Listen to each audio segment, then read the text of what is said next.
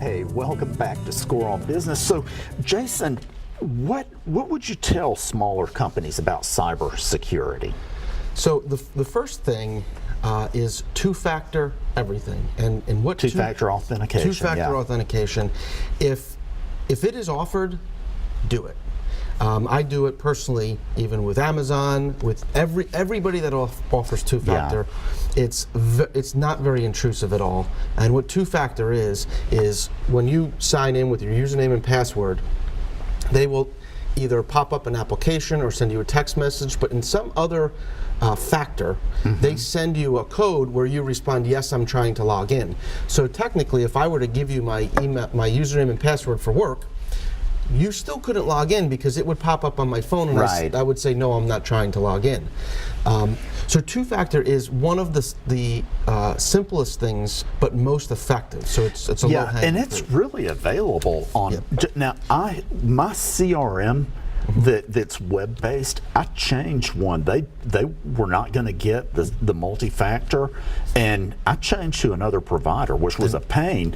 But Amazon has it. Everybody has it. eBay, PayPal. And for people who don't have it, if you have a company of 10 people or less, or 10 users or less, there's a company called Duo, who we use on a corporate basis, but for 10 people or less, it's free. So personally, and for other people I know that have very small companies, I've set them up with Duo, and it costs them nothing. Okay. What's next? So the next thing is user education. So your employees are actually the biggest liability for you when it comes to security, because people are not today. Most likely, they're not trying to brute force through your firewall. It's social engineering.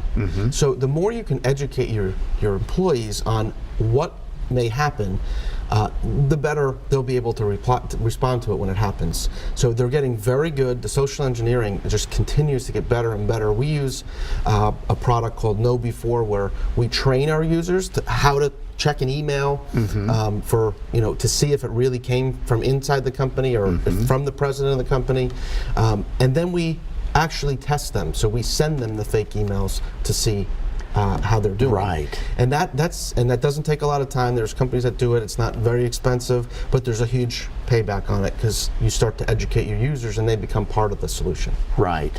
Well, they're getting pretty sophisticated. Not too long ago, I connected a customer with a new service, and both the customer and myself got an email from the provider that was an additional bill, and it took me then they sent a second email, and I realized, wait a minute, this is phishing.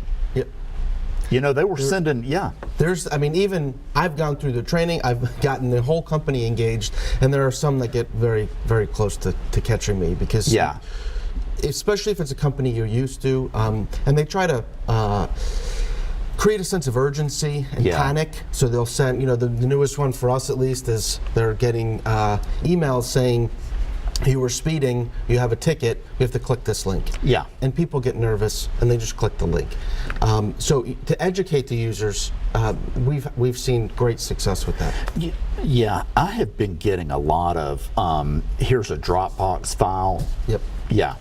Good. That's very popular. Jason, thanks for being here. We're about out of time for this week, and ladies and gentlemen, we will talk to you next week. Remember, scorenashville.org. Thank you. Yeah.